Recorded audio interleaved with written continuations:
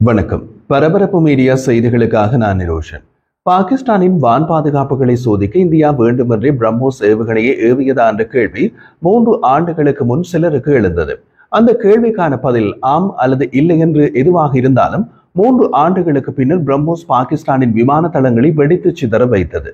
ஒரு அரிய மற்றும் திகைப்பூட்டும் தருணத்தில் பாகிஸ்தானின் ஓய்வு பெற்ற ஏர் மார்ஷல் மசூத் அக்தர் இஸ்லாமாபாத் நீண்ட காலமாக மறைக்க முயன்ற ரகசியத்தை வெளிப்படுத்தினார். அவர் வெளிப்படுத்திய ரகசியம் இந்தியாவின் சமீபகால விமான தாக்குதலில் பாகிஸ்தானின் பெருமதிமிக்க விமான எச்சரிக்கை மற்றும் கட்டுப்பாட்டு அமைப்பு அவாக்ஸ் விமானங்களில் ஒன்று சேதமடைய வைத்தது. அந்த தாக்குதலுக்கு பயன்படுத்தப்பட்டது இந்திய தயாரிப்பு பிரம்மோஸ் ஏவுகணை. இதே ஏவுகணையை இந்தியா வேண்டுமென்று ஏவியதாக பாகிஸ்தானியர்கள் இந்தியாவை குற்றம் சாட்டிய 3 ஆண்டுகளுக்கு பின்னர் இது வருகிறது. பாகிஸ்தானிய தொலைக்காட்சியில் பேசிய பாகிஸ்தானின் ஓய்வு பெற்ற ஏர் மார்ஷல் மசூத் அக்தர் துல்லியமான நடவடிக்கையின் போது இந்திய படைகள் தொடர்ச்சியாக 4 பிரம்மோஸ் ஏவுகணைகளை ஏவியதை விவரித்தார். எங்களின் விமானிகள் விமானத்தை பாதுகாக்க துடித்தனர், ஆனால் ஏவுகணைகள் தொடர்ந்து வந்தன என்று அவர் கூறினார். 4வது ஏவுகணை பொலாரி விமான தளத்தில் உள்ள ஹேங்கரை தாக்கியது. அங்கு அவாக்ஸ் விமானம் நிறுத்தப்பட்டிருந்தது. அது பிரம்மோஸின் ஒரு வெற்றிகரமான தாக்குதல். இது பற்றி பரபரப்பு மீடியா யூடியூப் சேனலில் நாம் ஏற்கனவே காணொலி ஒன்றை வெளியிட்டிருந்தோம். இந்த காணொலியின் பிரதான விஷயம் பாகிஸ்தானின் பொலாரி விமானத்தளம் மீதான பிரம்மோஸ் ஏவுகணை தாக்குதல் அல்ல, 3 ஆண்டுகளுக்கு முன் நடந்த பிரம்மோஸ் ஏவுகணை ஏவல். 2022 ஆண்டு மார்ச் மாதம் ஒரு பிரம்மோஸ் சூப்பர்சோனிக் குரூஸ் ஏவுகணை அதிர்ஷ்டவசமாக வெடிப்பு முனை பொருத்தப்படாமல் தற்செயலாக இந்திய விமானப்படையால் ஏவப்பட்டு பாகிஸ்தானின் மக்கள் வசிக்காத பகுதியில் போய் வீழ்ந்தது. இது எந்த வெடிப்பு முனையையும் தாங்கி செல்லவில்லை என்றாலும் இந்த சம்பவம் பிராந்திய நிலைத்தன்மையை சீர்குலைத்து ராஜதந்திர உறவுகளை சீர்குலைத்தது. விசாரணை நீதிமன்றம் பின்னர் காரணத்தை வெளிப்படுத்தியது. ஏவுகணையின் போர் இணைப்புகள் இயக்கத்திற்கு முன் துண்டிக்கப்படவில்லை. இது ஒரு வாகன தொடரணி தளபதியின் அலட்சியத்தால் ஏற்பட்ட தவறு. IAF இந்த குறைபாட்டை ஒப்புக்கொண்டது. ஆனால் பாகிஸ்தான் இந்த விளக்கத்தை நிராகரித்தது. பாகிஸ்தானின் வான் பாதுகாப்பு படைப்பிரிவு வட இந்தியாவில் உள்ள சிர்சா விமானப்படை தளத்திலிருந்து ஒரு சூப்பர்சோனிக் வேக பறக்கும் இலக்கின் ஏவுதலை கண்காணித்ததாக கூறியது. இந்த ஆரம்ப எச்சரிக்கை இருந்த போதிலும் பாகிஸ்தானின் பாதுகாப்பு அமைப்புகள் ஏவுகணையை இடைமறைக்க தவறிவிட்டன. பாகிஸ்தானின் மூலோபாய சமூகம் அதை நம்பவில்லை. இஸ்லாமாபாத்தை தளமாக கொண்ட சிந்தனை குழுவான CISS நடத்திய ஆய்வில் இந்த ஏவுதல் தற்செயலானதாக இருக்க வாய்ப்பில்லை என்றும் வேண்டுமென்றே சமிக்கை செய்யக்கூடிய சாத்தியக்கூறுகள் இருப்பதாகவும் வாதிட்டது. சில நிபுணர்கள் உலகளாவிய ஏற்றுமதி மேம்பாட்டுக்காக பிரம்மோஸின் திறன்களை நிரூபிக்க இந்தியா தவறான ஏவலை செய்திருக்கலாம் என்று கூட ஊகித்தனர். காரணம் எதுவாக இருந்தாலும் இந்த சம்பவம் அதிகமான செலவில் நடந்தது. இந்திய அரசாங்கத்தால் வெளிப்படுத்தப்பட்டபடி ஏவுகணையின் விலை 24 கோடி இந்திய ரூபாய். அது கிட்டத்தட்ட $3 மில்லியன்.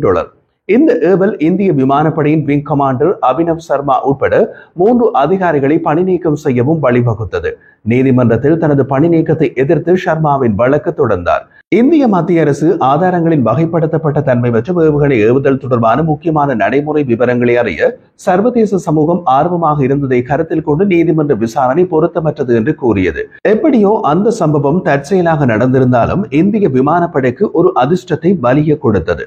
அந்த அதிர்ஷ்டம் பாகிஸ்தானின் வான் பாதுகாப்புகளை சோதனை செய்ய ஒரு சந்தர்ப்பத்தை ஏற்படுத்தி கொடுத்தது. சோதனையின் முடிவு என்ன? பாகிஸ்தானின் வான் பாதுகாப்பு அமைப்பு பிரம்மோஸ் ஏவுகணையை தடுக்காது. பிரம்மோஸ் சூப்பர்சோனிக் குரூஸ் ஏவுகணையின் அந்த தற்செயல் ஏவல் 2022 ஆண்டு மார்ச் மாதம் நடந்தது என்று குறிப்பிட்டிருந்தோம் அல்லவா? ஏவப்பட்ட அந்த காலப்பகுதியில் ஒரு முக்கியத்துவம் உள்ளது. பாகிஸ்தானின் பிரதான வான் பாதுகாப்பு அமைப்பு சீன தயாரிப்பு HQ-9 வான் பாதுகாப்பு சாதனம். அது 4 ஆண்டுகளுக்கு முன் பாகிஸ்தானால் வாங்கப்பட்டு நிறுவப்பட்டது. 2021 ஆண்டு அக்டோபர் 14 பாகிஸ்தானில் செயல்பட தொடங்கியது. அதிலிருந்து 5 மாதங்களின் பின் பிரம்மோஸ் சூப்பர்சோனிக் குரூஸ் ஏவுகணையின் அந்த தற்செயல் ஏவல் நடந்தது. அது இந்திய விமானப்படைக்கு பிரம்மோஸ் சூப்பர்சோனிக் குரூஸ் ஏவுகணையை சீன தயாரிப்பு HQ-9 வான் பாதுகாப்பு சாதனம் தடுக்காது என்பதை உறுதி செய்தது. அது நடந்த 3 ஆண்டுகளின் பின் இந்த மாதம் இந்திய விமானப்படை பிரம்மோஸ் சூப்பர்சோனிக் குரூஸ் ஏவுகணைகளை பாகிஸ்தான் விமான தளங்கள் மீது ஏவியது. எதிர்பார்த்தது போலவே சீன தயாரிப்பு HQ-9 வான் பாதுகாப்பு சாதனம் அதை தடுக்க முடியவில்லை. இந்திய விமானப்படையின் விமானங்கள் ஏவுகணைகளை பாகிஸ்தானில் சக்லாலா, ரஃபீக், ரஹீம் யார் கான், பின்னர் சர்கோதா, போலாரி மற்றும் யகோபாபாத் ஆகிய இடங்களில் உள்ள முக்கிய ராணுவ நிறுவனங்களை குறிவைத்து ஏவி தாக்கின. பாதுகாப்பு வட்டாரங்களின் தகவலின்படி இந்த நடவடிக்கையின் போது 15 பிரம்மோஸ் ஏவுகணைகள் ஏவப்பட்டன. அமெரிக்க நகர்ப்புற போர் நிபுணர் ஓய்வு பெற்ற கேர்னல் ஜான் ஸ்பென்சர் இது பற்றி குறிப்பிட்ட போது இந்த நடவடிக்கை பாகிஸ்தானில் எங்கும் எந்த நேரத்திலும் இந்தியாவின் தாக்கும் திறனை நிரூபித்தது. இது பிரம்மோஸ் ஏவுகணையின் ஒப்பிட முடியாத வேகம், துல்லியம் மற்றும் மூலோபாய மதிப்பை அடிக்கோடிட்டு காட்டுகின்றது. சீன மற்றும் பாகிஸ்தானிய வான் பாதுகாப்பு அமைப்புகள் பிரம்மோஸுக்கு இணையானவை அல்ல என்று ஸ்பென்சர் மேலும் கூறினார். தாக்குதல் மற்றும் தற்காப்பு களங்களில் இந்திய ஆதிக்கத்தை நிலைநாட்டுவதில் ஏவுகணையின் பங்கை எடுத்து காட்டுகின்றது. பிரம்மோஸ் ஏவுகணை இந்தியாவின் வேகமான மற்றும் மிகவும் மேம்பட்ட குரூஸ் ஏவுகணையாக உள்ளது. சூப்பர்சோனிக் உந்துவிசை அமைப்பால் இயக்கப்படும் பிரம்மோஸ் ஒலியின் வேகத்தை விட 3 மடங்கு அதிக வேகத்தில் பயணிக்கின்றது. இது பதில் நேரத்தை குறைக்கிறது மற்றும் இடைமறைப்பை மிகவும் கடினமாக்குகிறது. மாறுபாட்டை பொறுத்து அதன் தாக்குதல் வீச்சு 290 கிலோமீட்டர் முதல் 800 கிலோமீட்டர் வரை பரவுகிறது. 200 முதல் 300 கிலோகிராம் எடையுள்ள உயர் வெடிக்கும் வெடிப்பு முனையை சுமந்து செல்கிறது. பல ஆண்டுகளாக ஏவுகணை இந்தியாவின் ஆயுதப்படைகள் முழுவதும் மாற்றியமைக்கப்பட்டுள்ளது. முதலில் 2005ஆம் ஆண்டு கடற்படையுடன், அதைத் தொடர்ந்து 2007ஆம் ஆண்டு ராணுவத்துடன், பின்னர் விமானப்படையின் சுகோய் Su-30 MKI விமானங்களுக்காக மாற்றியமைக்கப்பட்டது. பல ஆண்டுகளாக சோதிக்கப்பட்டாலும் இந்த மாதம் நடந்த ஆபரேஷன் சிந்தூர் தான் பிரம்மோஸ் ஏவுகணை அமைப்பின் முதல் உண்மையான போர் வரிசைப்படுத்தலை குறித்தது. அங்கு அதன் வேகம், துல்லியம் மற்றும் ஆழமான தாக்குதல் திறன் ஆகியவை பாகிஸ்தானில் பேரழிவு விளைவை ஏற்படுத்தியது.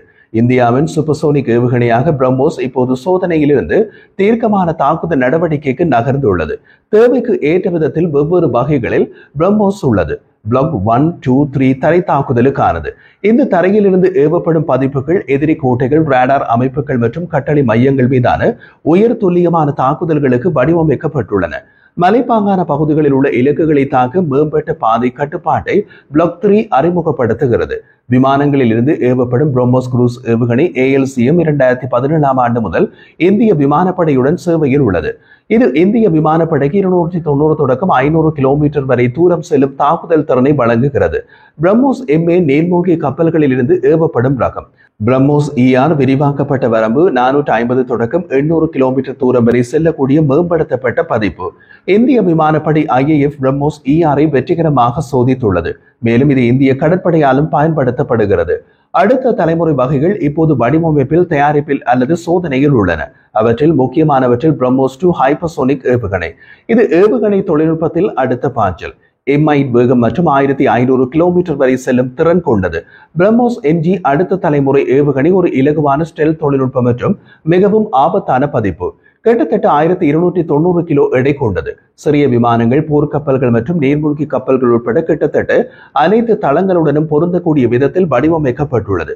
சோதனைகள் 2026ஆம் ஆண்டு திட்டமிடப்பட்டுள்ளன. பிரம்மோஸ் NG MMCB என்பது அடுத்த தலைமுறை கடல்சார் மொபைல் கோஸ்டல் பேட்டரி. நீண்ட தூர திறன் கொண்ட கரிகோர அடிப்படையிலான கப்பல் எதிர்ப்பு அமைப்பு 2027ஆம் ஆண்டு தொடக்கம் விநியோகிக்கப்படும். ஒவ்வொரு பேட்டரியும் டாடா ராக்களின் 4 மொபைல் லான்ச்சர்களை உள்ளடக்கியது.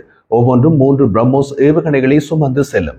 அது கடலோர ஆதிக்கத்தை உறுதி செய்கிறது. பிரம்மோஸ் ஏவுகணை திட்டம் ஒரு உயர் பங்கு இந்திய ரஷ்ய கூட்டு முயற்சியாக தொடங்கப்பட்டது. அதன் அங்கீகரிக்கப்பட்ட மூலதனம் 250 மில்லியன் அமெரிக்க டாலர்.